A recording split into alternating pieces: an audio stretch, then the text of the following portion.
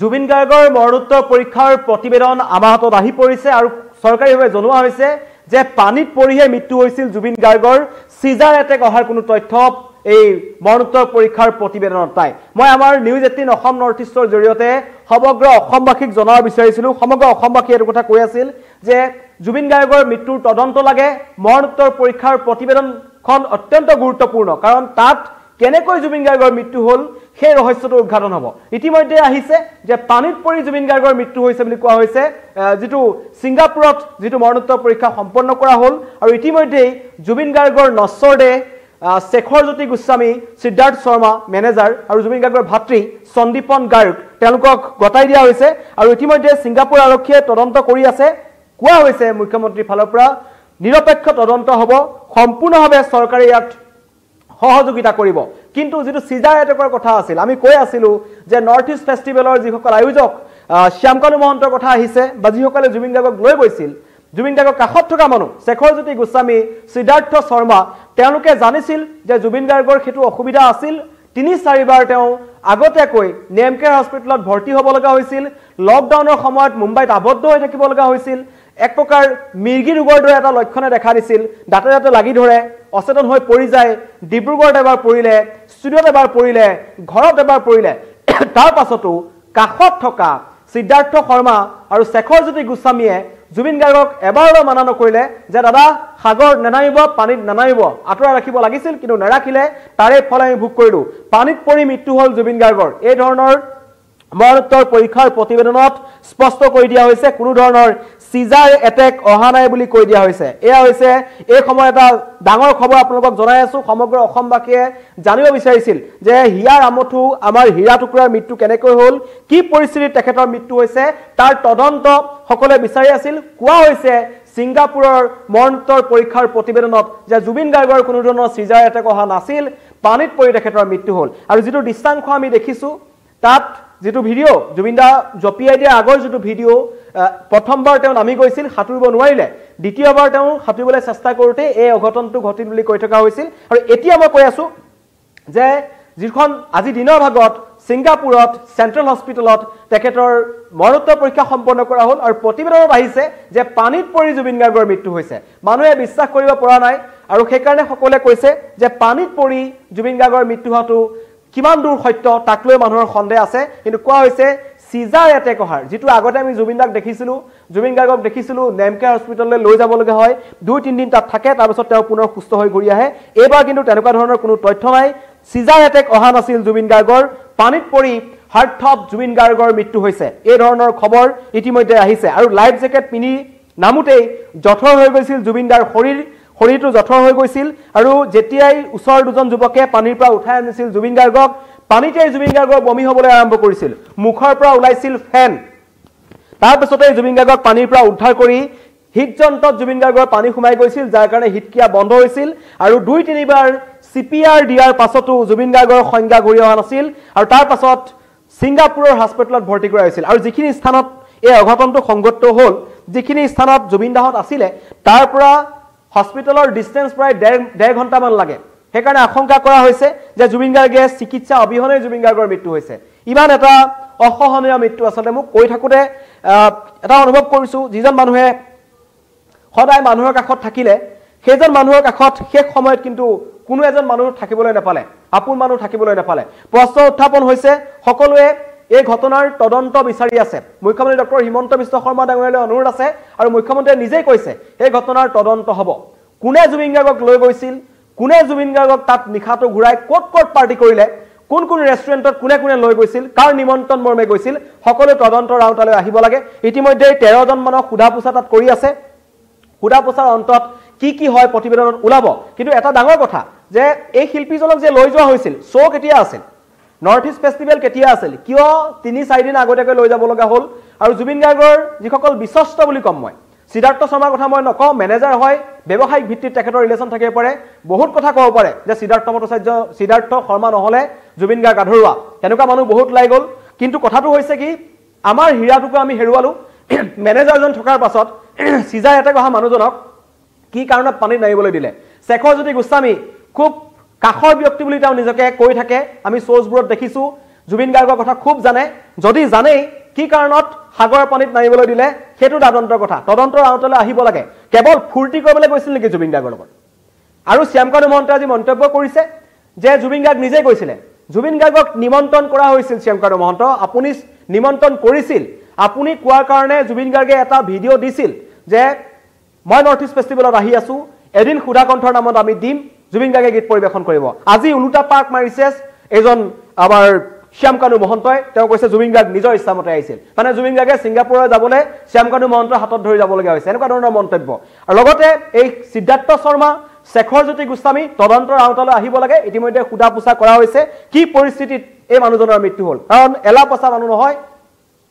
1992 চনৰ পৰা কালিৰ দিনটোলৈকে অসমৰ সংগীত জগতক প্ৰতিনিধিত্ব কৰি আহিছিল তেওঁ ভূপেন হাজৰিকাৰ পিছত কোনো এজন শিল্পী নাই জুবিন গাৰ্গৰ দৰে যিজনে অকলেই এটা ইণ্ডাষ্ট্ৰী নিজৰ কান্ধত লৈ চলি ফুৰিছিল সেই শূন্যতাটো যি বিশাল শূন্যতা এনেকুৱা মেনেজাৰ এনেকুৱা আয়োজক এনেকুৱা মিউজিচিয়ান ঢেৰ ওলাব কিন্তু জুবিন গাৰ্গ এজনে আছিল আৰু সেইজনক আমি হেৰুৱালো আৰু তাৰ পিছত যি তদন্তৰ প্ৰতিবেদন আহিছে প্ৰতিবেদনৰ কথা শুনি অধিক বেয়া লাগিছে যে পানীত পৰি মৃত্যু হৈছে আমাৰ হাৰ্থব জুবিন গাৰ্গৰ পানীত পৰি জুবিন দাৰ মৃত্যু হৈছে এই ধৰণৰ খবৰ আহিছে সিজাৰ এটেক জুবিন গাৰ্গৰ অহা নাছিল কোনো তথ্য নাই মৰতৰ পৰীক্ষাৰ প্ৰতিবেদনত এই কথা ওলাই আহিছে বহুতে লিখিছে বহুতে মন্তব্য কৰিছে মই আপোনালোকৰ মন্তব্য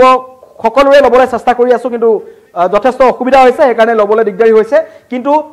যেটো আমি সমগ্ৰ অসমবাসীয়ে বিচাৰি আছিলো যে ইয়াৰ তদন্ত হ'ব লাগে ৰহস্যৰ উদ্ঘাটন হ'ব লাগে কাৰণ জুবিন গাৰ্গৰ মৃত্যুত ৰহস্য থাকিব নালাগে ৰজাৰ দৰে জীয়াই আছিল ৰজাৰ দৰে গুচি গৈছে কিন্তু তাত কিবা অন্য চক্ৰ আছে নেকি কোনোবাই তেখেতক কাৰণ ইতিমধ্যে যিকিখন এজাহাৰ পৰিছে শ্যামকানু মহন্তৰ বিৰুদ্ধে 4খন এজাহাৰ পৰিলে জুৰহাটত শেহতীয়াকৈ এখন এজাহাৰ পৰিছে তাত সকলোৱে স্পষ্টভাৱে শ্যামকানু মহন্ত নৰ্থ ইষ্ট ফেষ্টিভেলৰ গোটেইসকল কাৰ্যকৰ্তা লগতে জুবিন গাৰ্গৰ যি হাংগু পাংগু লগত যিসকল থাকে এই সকলক তদন্তৰ আওতালৈ আনিব লাগে বুলি কৈছে আৰু তেওঁলোকেই চূড়ান্ত গাফিলতিৰ কাৰণে আমি এই আমাৰ অত্যন্ত মূল্যৱান যিজন আমাৰ সম্পদ এটা উজ্জ্বল নক্ষত্ৰ এটুকুৰা হীৰা আমি হেৰুৱাই পেলালো আৰু এতিয়া যি প্ৰতিবেদন আহিছে তাত কৈ থকা হৈছে জুৰহাটবাসীয়ে জুৰহাটত সমাধি ক্ষেত্ৰ বিচাৰিছে জুৰহাটৰ শেষকৃত্য হোৱাটো বিচাৰিছে জুৰহাটৰ ল'ৰা সদায় জুৰহাটৰ কথা জুবিন দাই বহুত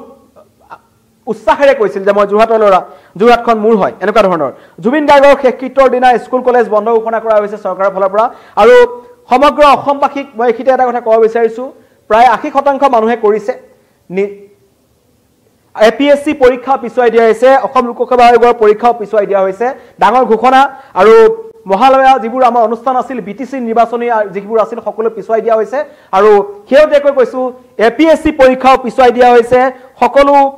স্কুল কলেজৰ পৰীক্ষা পিছুৱাই দিয়া হৈছে এটো এটা ডাঙৰ কথা যেকল এপিএসসি কাৰণে আছিল যেকল ষ্টুডেন্ট তেওঁলোকক জনাই দিছো যে জুবিন গাৰ্গৰ এই আকস্মিক বিয়োগৰ কাৰণে আপোনালোকৰ এপিএসসি পৰীক্ষাটো পিছুৱাই দিয়া হৈছে অতি শীঘ্ৰে নতুন দিন ঘোষণা কৰা হ'ব তেতিয়ালৈকে স্থগিত থাকিব এপিএসসি পৰীক্ষা আৰু এপিএসসিৰ ডিটেইলছ এটা আহিছে মই আপোনালোকক দেখুৱাই দিছো পিছুৱাই দিয়া হল এপিএসসি পৰীক্ষা 21 পৰা 23 ছেপ্টেম্বৰলৈকে হ'বলগীয়া আছিল পৰীক্ষা সময়সীমা সলনি কৰা হৈছে 25 ছেপ্টেম্বৰৰ পৰা 26 ছেপ্টেম্বৰলৈকে অনুষ্ঠিত হ'ব এডিঅৰ পৰীক্ষা কৃষি বিভাগৰ এডিঅৰ পৰীক্ষা হ'ব 25 আৰু 26 ছেপ্টেম্বৰত পৰৱৰ্তী সময়ত ঘোষণা কৰা হ'ব মিন বিভাগৰ পৰীক্ষাৰ দিন জুনিয়ৰ ইঞ্জিনিয়াৰিংৰ স্ক্ৰিন টেষ্টৰ পৰীক্ষাও বাতিল কৰা হৈছে এই সময় তথ্য আহি আছে কাৰণ অসমখন এক প্ৰকাৰ বন্ধ হৈ যাব মানুহে স্বতঃস্ফূৰ্তভাৱে ওলাই আহিছে দেখিছো চেম্বাৰ অফ কমাৰ্চে যিমান ঘোষণা কৰিছে ডিব্ৰুগড় বন্ধ জুৰহাট বন্ধ তিনচুকীয়া বন্ধ সকলো বন্ধ হৈ গৈছে জুবিন গাৰ্গৰ প্ৰতি মানুহৰ মৰম মানুহে দেখুৱাইছে যিজন ব্যক্তিয়ে গোটেই জীৱনটো অকল অসমবাসীৰ কাৰণে দি থলে কেৱল অসম কৰি মানুহজন গুচি গল আৰু আটাইতকৈ দুখৰ কথা যে মানুহজনৰ মৃত্যু অসমত নহল তাৰ কাৰণে এতিয়ালৈকে কোনো মানুহে আচলতে বিশ্বাস কৰিব পৰা নাই নশ্বৰ দেটো যেটা দেখিব তেতিয়া মানুহ অধিক আবেগিক হৈ পৰিব আৰু ইতিমধ্যে ব্যৱসায়িক প্ৰতিষ্ঠানসমূহ গুৱাহাটী প্ৰায় বন্ধ হৈ পৰিছে গুৱাহাটীখনত ইতিমধ্যে কৈ থকা হৈছে যে কোনো ধৰণৰ ব্যৱসায়িক প্ৰতিষ্ঠান খোলা নহব কিন্তু এই মুহূৰ্তৰ বিগ ব্ৰেকিং নিউজটো মই আপোনালোকক জনাইছো পানীত পৰি জুবিন গাৰ্গৰ মৃত্যু হৈছে এই কথা মৰণোত্তৰ পৰীক্ষাৰ প্ৰতিবেদনত আহিছে আৰু লগতে কোৱা হৈছে কোনো ধৰণৰ সিজাৰ এটেক অহা নাছিল মানুহে আশংকা কৰিছিল মানুহে চিন্তা কৰিছিল যে জুবিন গাৰ্গৰ পূৰ্বৰ দৰে এটেক আহি গল নেকি পানীত পৰি থাকোতে এনেকুৱা ধৰণৰ মন্তব্য আহিছে কিন্তু এতিয়া খবৰ আহিল যে সিজাৰ এটেক নহয় পানীত পৰি জুবিন গাৰ্গৰ মৃত্যু হ'ল আৰু মুখ্যমন্ত্ৰী ডক্টৰ হিমন্ত বিশ্ব শৰ্মা ডাঙৰীয়া কিছু সময় পিছত তেওঁ দিল্লীলৈ যাব আৰু দিল্লীত জুবিন গাৰ্গৰ নশ্বৰ দেহটো ছিংগাপুৰৰ পৰা যেতিয়া আহি পাব মুখ্যমন্ত্ৰী ডক্টৰ হিমন্ত বিশ্ব শৰ্মা ডাঙৰীয়াই নিজেই সেই মৃতদেহ চমজি ল'ব আৰু তেখেতে নিজেই তাৰ পৰা এই মৃতদেহটো কাইলৈ পুৱা ভাগলৈ গুৱাহাটীলৈ লৈ আহিব অজস্ৰ গুণমুগ্ধ জুবিন গাৰ্গক শ্ৰদ্ধাঞ্জলি জ্ঞাপন কৰিব পাৰিব আৰু এটা কথা যে জুবিন গাৰ্গৰ যিটো পৰিয়াল আছে পৰিয়ালটোৰ ক্ষেত্ৰত মোৰ হাতজোৰ কৰি সকলোৱে অনুৰোধ যাতে সেই পৰিয়ালটোক এই সময়খিনিত সাহস দিয়ক তাত অযথা হুলস্থুল নকৰিব গৰিমা শইকীয়া গাৰ্গৰ স্বাস্থ্যৰ অৱনতি ঘটিছে কিছু সময় পূৰ্বে তেখেতক হাস্পতাললৈ লৈ যোৱা হৈছে লগতে জুবিন গাৰ্গৰ যি পিতৃ আছে কপিল বৰঠাকুৰ যিজন আমি এজন কবি হিচাপে তেখেতক জানো আগতে এজন প্ৰশাসনিক বিষয়া আছিল তেখেতো যথেষ্ট ভাগি পৰিছে কাৰণ জীৱিত কালতেই তেখেতে নিজৰ কন্যাকো হেৰাইছে নিজৰ পুত্ৰকো হেৰুৱাইছে তেনেকৈ পৰিস্থিতি কাৰো জীৱনলৈ নাহক তাৰে কামনা কৰিম কিন্তু সেই পৰিয়ালটোৰ কাষত গৈ অযথা হুলস্থুল যাতে কোনোৱে নকৰে সকলকো সংযম হ'বলৈ অনুৰোধ জনাইছো যিসকল অনুগামী আছে সকলো সৰু সজাই ষ্টেডিয়ামলৈ গুচি যাওক তাত আপোনালোকে অনুৰোধ কৰক তাত জুবিন গাৰ্গৰ গীতে মাতে জুবিন গাৰ্গক আপোনালোকে মনত পেলাওক সোঁৱৰণ কৰক শ্ৰদ্ধাঞ্জলি জ্ঞাপন কৰক সেই পৰিয়ালটোৱে আৰু সহ্য কৰিব পৰাকৈ তেওঁলোক নাই তেওঁলোকে আমি যিমান হেৰুৱাইছো তেওঁলোকেও আমাতকৈ বেছি হেৰুৱাইছে কিন্তু এইটোৱে অনুৰোধ জনাম যে অসুস্থ পৰিয়ালটোৰ কাষত গৈ কাৰণ ৰাইজো আৱেগিক হৈ পৰিছে জুবিন গাৰ্গৰ ঘৰলৈ সকলো মানুহ আহিছে কিন্তু মই এই লাইভটোৰ জৰিয়তে ক'ব বিচাৰিছোঁ যে আপোনালোক সৰু সজাই লৈ যাওক সৰু সজাইত গৈ আপোনালোকে গীত পৰিৱেশন কৰক জুবিনদাৰ স্মৰণ কৰক জুবিন গাৰ্গক শ্ৰদ্ধাঞ্জলি জ্ঞাপন কৰক আৰু জুবিন গাৰ্গৰ নশ্বৰ দেহটো প্ৰথমতে কালি কাহিলীপুৰৰ বাসগৃহলৈ অনা হ'ব জুবিনদাৰ চিনাৰ্জি এপাৰ্টমেণ্টলৈ নিয়া হ'ব তাত কেৱল পৰিয়ালৰ মানুহকেইজনে জুবিনদাৰ নশ্বৰ দেহটোত শেষ শ্ৰদ্ধাঞ্জলি জ্ঞাপন কৰিব তাৰ পৰা বাহিৰে বাহিৰে হয়তো জ্যোতি চিত্ৰবন আৰু জুবিন গাৰ্গক যদি নিবলগীয়া হয় নহয় সকলোলৈকে নিব লাগিব কিমান সম্ভৱ হয় সেয়া কাইলৈ দেখা যাব কিন্তু কোৱা হৈছে ৰাজহুৱা শ্ৰদ্ধাঞ্জলি অনুষ্ঠান সৰু সজাই ষ্টেডিয়ামত হ'ব আৰু সৰু সজাই ষ্টেডিয়ামৰ পৰাই আমি সাধাৰণ মানুহে জুবিন গাৰ্গক আমাৰ হিয়াৰ আমঠু আমাক গোটেই জীৱনটো 32 বছৰ 33 বছৰ গান গাই যোৱা মানুহজনক আমাক যিমান দি থৈ গ'ল আমি জুবিনদাৰ ওচৰত চিৰঋণী প্ৰত্যেকজন অসমীয়া আৰু আমি কাইলৈ তালৈ যাব লাগিব স্বতঃস্ফূৰ্তভাৱে সকলো তালৈ ওলাই আহক জুবিন গাৰ্গক শেষ শ্ৰদ্ধাঞ্জলি জ্ঞাপন কৰক ইতিমধ্যেই মোলৈ বহু মানুহে ফোন কৰিছে জুবিন ফেন ক্লাবৰ ফালৰ পৰা যোৰহাট ডিব্ৰুগড় তিনচুকীয়া বহু যুৱক যুৱতী যিসকলৰ জুবিন গাৰ্গৰ আদৰ্শৰে অনুপ্ৰাণিত যিসকলে জুবিন গাৰ্গক ভগৱান বুলি ভাবে যিসকলে জুবিন গাৰ্গৰ আটাইতকৈ হৃদয়ত বেছিকৈ স্থান দি থৈছিল সেইসকল যুৱক যুৱতী ইতিমধ্যে গুৱাহাটী অভিমুখে ৰাওনা হৈছে তেওঁলোকৰ লক্ষ্য তেওঁলোকৰ টাৰ্গেট যে জুবিন দাক শেষবাৰৰ কাৰণে আমি শ্ৰদ্ধাঞ্জলি জ্ঞাপন কৰিম জুবিন গাৰ্গক আমি শেষ শ্ৰদ্ধা জ্ঞাপন কৰিম আমি আমাৰ ৰজাক আমি আমাৰ হিৰোক আমি আমাৰ ভগৱানক বিদায় দিম নিজৰ ভংগীমাৰে আৰু জুবিন দাই যেটো কথা কৈছিল মই মৰিলে তহঁতি দুখ নকৰিবি মই মৰিলে তহঁতি মায়াবিনী গাবি সেই কথাবোৰ আজি বুকুত খুন্দিয়াইছে আৰু মৰণোত্তৰ পৰীক্ষাৰ প্ৰতিবেদনৰ কথা আপোনালোকক জনালো যে জুবিন গাৰ্গৰ পানীত পৰিহে মৃত্যু হৈছে জুবিন গাৰ্গৰ সিজাৰ এটেক অহা নাছিল এই ধৰণৰ মন্তব্য মৰণোত্তৰ পৰীক্ষাৰ প্ৰতিবেদনত আহিছে সেই কথাই পুনৰবাৰ ক'ব বিচাৰিছো যে কালি যেটো ঘটনা অনাকাংক্ষিত এটা ঘটনা মানুহে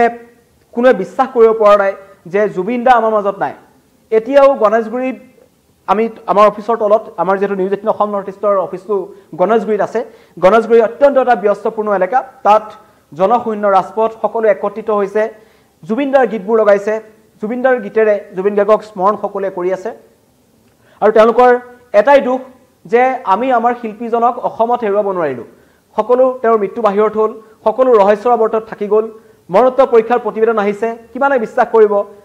কাৰো বিশ্বাস হোৱা নাই যে পানীত পৰি মানুহজনৰ মৃত্যু হ'ব পাৰে যিজনে ব্ৰহ্মপুত্ৰত সাঁতুৰে কথাবোৰ তেনেকুৱা ধৰণৰ হয়তো অন্য কিবা কাৰণ থাকিব পাৰে কিন্তু যেহেতু মালয়েছিয়া প্ৰশাসনৰ ফালৰ পৰা চৰকাৰৰ ফালৰ পৰা মৰণোত্তৰ পৰীক্ষাৰ প্ৰতিবেদনৰ অন্তত এই ধৰণৰ তথ্য আহিল সেইকাৰণে আপোনালোকক জনালো যে আমাৰ বৰামৰ জুবিনদাৰ মৃত্যুৰ কাৰণটো হৈছে তেওঁ পানীত পৰি তেখেতৰ মৃত্যু হ'ল আৰু আনৰ দুখ সহিব নোৱাৰা মানুহজনে নিজে অকলে এনে বহু দুখ লৈ হয়তো গুচি গৈছে বহু আশা লৈ জুবিন দা গুচি গ'ল আৰু জুবিন গাৰ্গৰ সেই আশাবোৰ আমাৰ নতুন প্ৰজন্মৰ দায়িত্ব আছে যে জুবিন দাৰ সেই আধৰুৱা আশাবোৰ যাতে আমি নতুন প্ৰজন্মই লৈ যাব পাৰোঁ কোনোৱে যাতে জুবিন গাৰ্গৰ লৈ ইয়াত ৰাজনীতিকৰণ নকৰে কোনোৱে যাতে দালালি নকৰে জুবিন গাৰ্গক লৈ আৰু স্বতঃস্ফূৰ্তভাৱে নতুন প্ৰজন্মই জুবিন দাক জীয়াই ৰাখিব সেইটো মই বিশ্বাস কৰোঁ প্ৰত্যেকজন অসমবাসীয়ে বিশ্বাস কৰে আৰু আটাইতকৈ মৰমৰ শিল্পী আমাৰ জুবিন গাৰ্গ ইতিমধ্যে জনালো তেখেতৰ মৃত্যুৰ কাৰণ প্ৰত্যেকটো মুহূৰ্তৰ খবৰ নিউজ 18 অসম নৰ্থ ইষ্টৰ ফালেদি আমি আপোনালোকক জনাই আছো এপিএসসি পৰীক্ষা পিছুৱাই দিয়া হৈছে এটো কথা পুনৰবাৰ জনাই দিছো যিসকলে এপিএসসি পৰীক্ষাত দিয়া কথা আছিল তেওঁলোকক জনাই আছো এপিএসসি পৰীক্ষাৰ দিন সলনি কৰা হৈছে 21 পৰা 23 ছেপ্টেম্বৰলৈ হ'বলগীয়া পৰীক্ষাৰ সময় সলনি কৰি দিয়া হৈছে 25 আৰু 26 ছেপ্টেম্বৰত অনুষ্ঠিত হ'ব এডিঅ'ৰ পৰীক্ষা কৃষি বিভাগৰ এডিঅ'ৰ পৰীক্ষা হ'ব 25 আৰু 26 ছেপ্টেম্বৰত পৰৱৰ্তী সময়ত ঘোষণা কৰা হ'ব মীন বিভাগৰ পৰীক্ষা এপিএসসি পৰীক্ষা পিছুৱাই দিয়া হৈছে জুবিন গাৰ্গ আমাৰ মাজত নাই স্তব্ধ হৈ পৰিছে সমগ্ৰ অসম স্তম্ভিত হৈ পৰিছে অসমবাসী বাকৰুদ্ধ অসমবাসী শব্দ নাই যিজন মানুহে শব্দৰ কথা কৈছিল শব্দৰ মালা গাঁঠিছিল যিজন মানুহে গীতেৰে মানুহক মোহাচন্ন কৰি ৰাখিছিল যিজন মানুহৰ মাত শুনিলে আমি সাহস পাইছিলো দুখত শুনিছিলো সুখত শুনিছিলো পাৰ্টিত শুনিছিলো দুখত শুনিছিলো সকলোতে শুনিছিলো সেই মানুহজন সেই কণ্ঠটো স্তব্ধ হৈ গ'ল ধন্যবাদ